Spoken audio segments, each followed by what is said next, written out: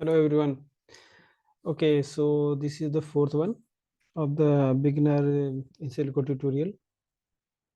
So up to now, as I think so, you have to have at least information about how the protein, what are the amino acids, how they interact, what are the helix, why helix form, why seed forms, and now this is the basic. I think this is the basic. Up to you have to get information what are the fold and all the things important regarding the why the protein is globular, what is the fibrous. Okay, so here I just describe a domain, motif, all the things. So up to now, as I know, you have information about what are the helix. So helical region means every fourth amino acid, as I told in second or third tutorial. So these are the helical region. Here, red one is a helical alpha helix, and the yellow is a loop. So if the helical protein, then loop, then two loop. If such type of thing is called, so is a helical protein is a all alpha helix. That is a myoglobin protein is a helical protein. So helical protein is also found. There is a globular protein where all alpha helix is found. The second is a beta protein. It also found, but here in this case, usually the blue one is a beta seed and the red one is the helix of alpha helix. But okay, alpha helix is very little bit. But yeah, it may found. But ultimately, if 90% similarity is a beta, so if we can say the beta protein. So is a beta seed, suppose a beta seed, then loop, then beta seed, then loop, then beta seed and loop, and some beta seed are parallel, some anti-parallel. So such type of things have a possibility to be found in the protein. So these are the beta protein. Third one is a alpha by beta. Actually, I already informed a brief a glimpse in the third tutorial, but here I think important to, because I just go through the globular protein and some protein folding. So I think it's important. Okay. Now alpha by beta means alpha, then beta, then definitely is a loop. So if alpha helix, then loop, then beta seed, then loop, then alpha helix, then loop, then beta seed. So alpha, beta, alpha, beta, alpha, beta. So alpha by beta, such type of things. And alpha plus beta, if suppose alpha, then beta, beta, beta, beta, and alpha. The first one and last one is if alpha. So it's called alpha plus beta. So usually these four type of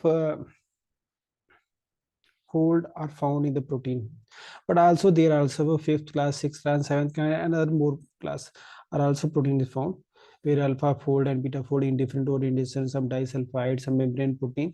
So okay, these are the some different type fold, but ultimately up to now, you as a beginner, you have to get information what is alpha, beta, and alpha by beta, and alpha plus beta. These are the major fold found in the soluble structure of protein. And now I think though you have to get information some what are the sequence, what are the structure, what is the function, what are the things you have to. So if two proteins, here in this case, if you have a two protein and have a similar sequence, similar function, similar structure, so these are homologous protein if they belong in the same species. But if they belong in a different species, so it's called orthologous protein. So homologous, suppose if the same protein hexokinase is found in the human and hexokinase is found in the rat.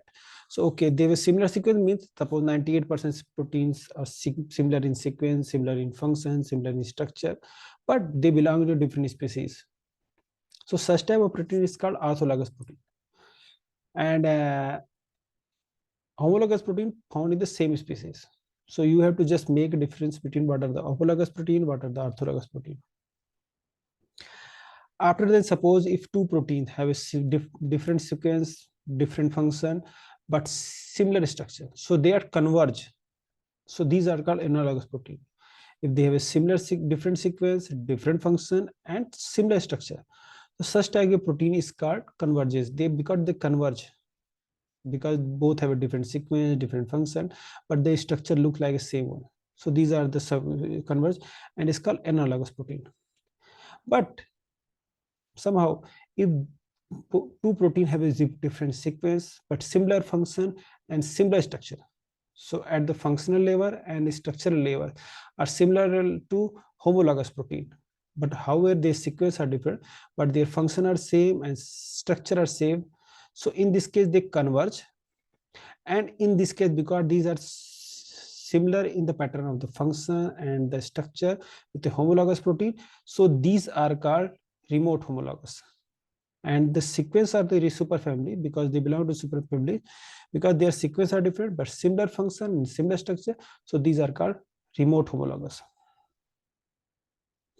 And suppose if a similar sequence, different sequence, similar function and different structure, so they are diversified. And if they have a similar sequence but different functions, so these are called paralogous protein. So up to now I think you have to get all this information: what are the orthologous protein, what are the homologous protein, what are the superfamily, what is the superfamily, what are remote homologous protein, how they converge to each other, what are the analogous protein, what are the paralogous protein. So you have to keep these in mind when you have to just my intermediate tutorial, because over there I just go to more advanced manner. But up to now you have to get, okay, these protein are homologous protein, orthologous protein, because when you just go to sequence alignment, structural alignment, so you have to keep this mind what are the something. So up to now I'm thinking that you have to have at least this information.